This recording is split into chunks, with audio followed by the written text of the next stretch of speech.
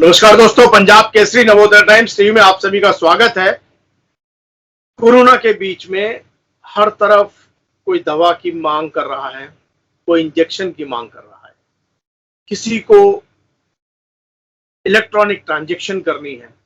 लेकिन इस बीच एक बात और सामने आ रही है, वो ये कि जो चीटर हैं, धोखेबाज हैं, साइबर लुटेरे हैं, चोर हैं, वो भी सक्रिय हैं। वो आपको मैसेज भेजते हैं कि आप ये दवा ले लीजिए, इस लिंक पर क्लिक करिए और आप पेमेंट करिए और मैं दवा भिजवाता हूं। ऐसे कई मामले सामने आ रहे हैं जो चीटिंग के सामने आ रहे हैं। बेड दिलाने के नाम पर, अस्पताल में दाखिल कराने के नाम पर, इंजेक्शन दिलाने के नाम पर, यहां तक कि आपके इंटरनेट कनेक्शन को के नाम पर भी।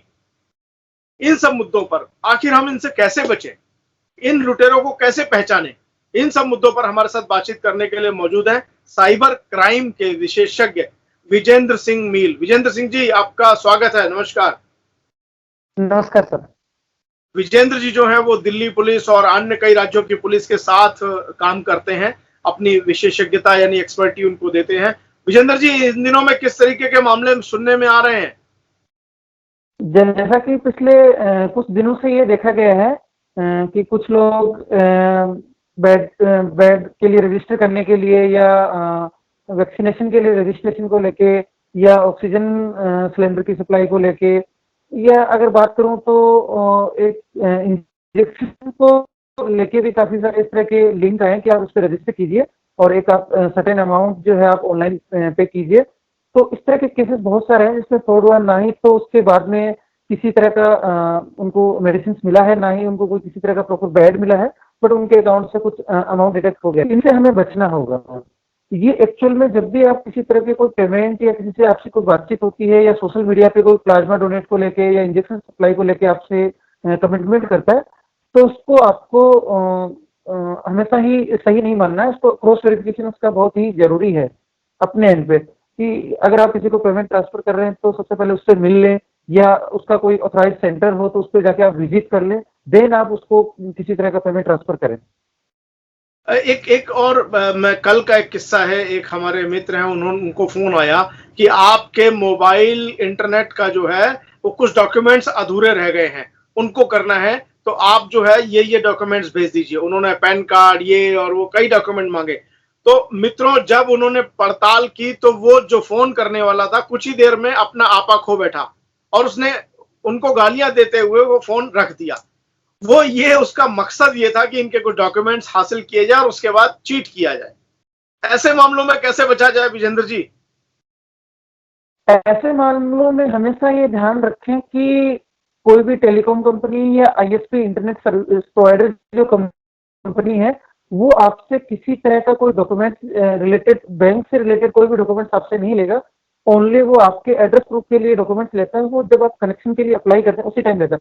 उसके बाद में अगर आपसे कोई ऑनलाइन या ईमेल या कोई मैसेज के थ्रू या व्हाट्सएप पे कोई किसी तरह का डॉक्यूमेंट्स की आपसे डिमांड करता है, तो ऐसे केस में आपको हमेशा ये ध्यान रखना है कि जो कॉल आया है वो जेन्युइन सोर्स से है, क्या कॉल के साथ में कोई ईमेल रिसीव हुआ है, या हमें किसी तरह की डिफिकल्टी हो रही है इंटरनेट को एक्सेस करने में, तो आप लीगल सर्विस सेंटर पे जाके, ऑथराइज सर्विस सेंटर पे जाके आप विजिट कीजिए, ना कि किसी के बहकावे में आके और किसी के टेलीफोनिक कॉल पे आप अपने सारे बैंकिंग डॉक्यूमेंट्स, पैन कार्ड या अदर कोई फाइनेंशियल डिटेल्स जो है उनको आप शेयर करें। इससे हमें बचना होगा। इससे बचने का सबसे बेटर उपाय यही है कि जब भी आपको इस तरह की डिफिकल्टी अगर आप इंटरनेट एक्सेस करने में आ रही हो, तो आप उनके सर्विस सेंटर पे विजिट कीजिए, ना कि उनके टेलीफोनिक कॉल पे आपने सारी डिटेल भेजिए।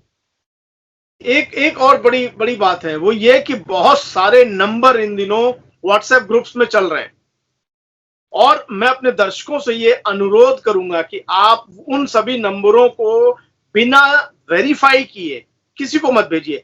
क्योंकि क्या है, किसी का भी कोई व्यक्ति अगर अस्पताल में दाखिल है या किसी को कोई समस्या है, कोरोना है या कोई और बीमारी है, समस्या है, वो उससे जूझ रहा है और उसे 20 नंबर आपने और थमा दिए।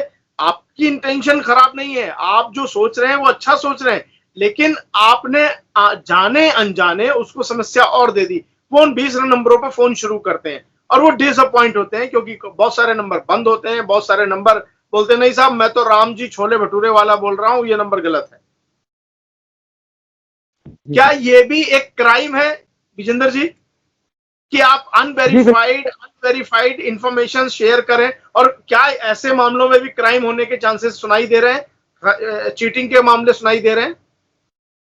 बिल्कुल सर, इन दिनों ये बहुत देखा गया। लास्ट 1 ईयर से जब से कोविड की सिचुएशन बनी हुई है, पेंडेमिक सिचुएशन से देश जूझ रहा है, इस पेंडेमिक से, इस ड्यूरेशन में बहुत सारे लोग जो है अनवेरिफाइड या ये कह सकते हैं कि कुछ अनऑथराइज्ड या किसी तरह की कोई फैक्ट नहीं है, बात सच्ची नहीं है, उस तरह की इंफॉर्मेशन को वो वायरल कर दे रहे हैं ग्रुप में, फेसबुक ग्रुप में, इंस्टाग्राम ग्रुप में।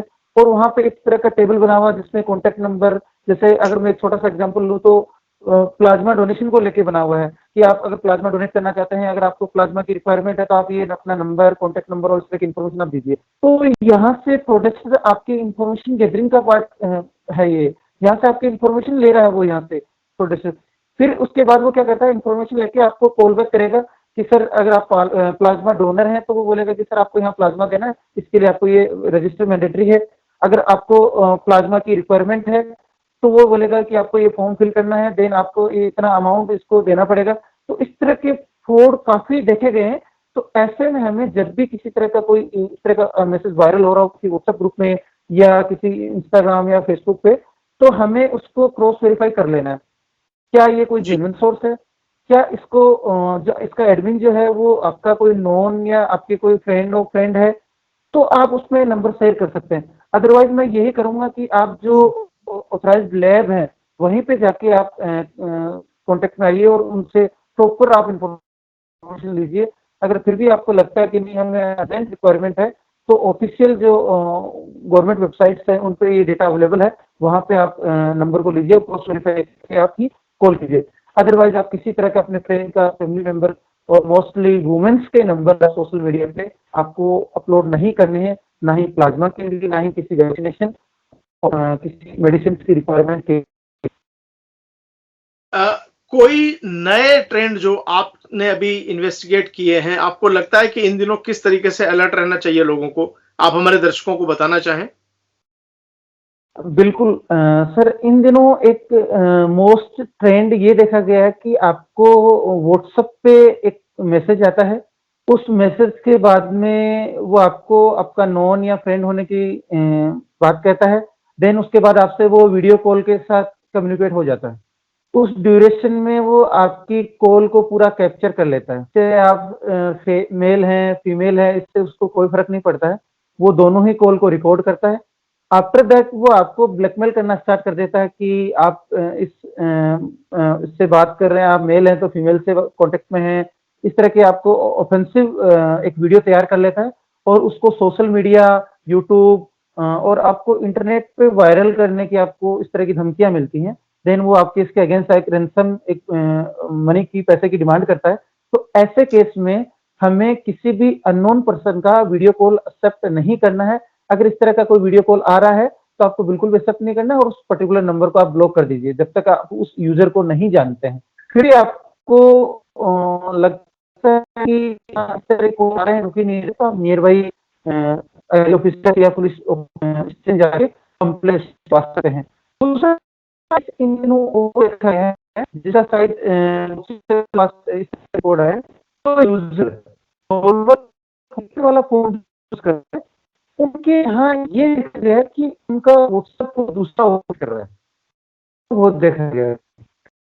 फिर ये उनका सब कर रहे हैं, तो वो कहता है कि मेरे पास यूज ही नहीं किए, बचने का यही है। अगर आपको लगता है कुछ इंस्टॉल कर रखा है तो आप इमीडिएटली अपना वो डिवाइस पे इंस्टॉल करेंगे। जैसे आप अपने डिवाइस पे इंस्टॉल करेंगे, दूसरे के यहाँ से वो प्रोडक्ट के यहाँ लॉग आउट हो जाएगा। इसमें देखा गया है कि प्रोडक्ट के यहाँ उसने लगा रखा है, ईमेल उसकी लगी हुई है, तो ऐसे केस में आप नियर बाई पुलिस स्टेशन जाके कंप्लेंट कराइए।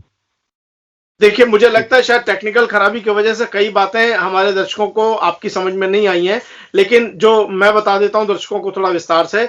आपको एक कॉल आएगा, व्हाट्सएप कॉल, वीडियो कॉल, जिसमें वो आपसे कुछ इस तरह से बातें करेंगे। अगर आप मेल हैं तो फीमेल आपसे बात करेगी, और अगर आप फीमेल है तो मेल आपसे बात करेगी, और वो इस तरीके का वीडियो बना लेंगे जिससे आपको आगे वो अनावश्यक तरीके से ब्लैकमेल कर सकते हैं और वो आपसे पैसों की डिमांड कर सकते हैं, वो आपको एक्सपोज करने की धमकी दे सकते हैं।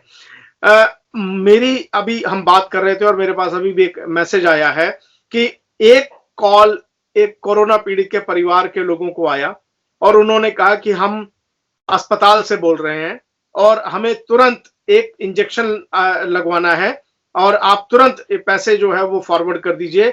आपके जो पेशेंट है वो रिकवर कर रहे हैं लेकिन उनको एक इंजेक्शन चाहिए और वो इंजेक्शन 60,000 रुपए का है और उन्होंने बिना वेरीफाई किए वो कर दिया। लेकिन शुक्र ये रहा कि उनका जो वेरिफिकेशन कोड था वो उनको दबाना था, लेकिन वो कुछ डाउट हुआ और उन्होंने नो कर दिया।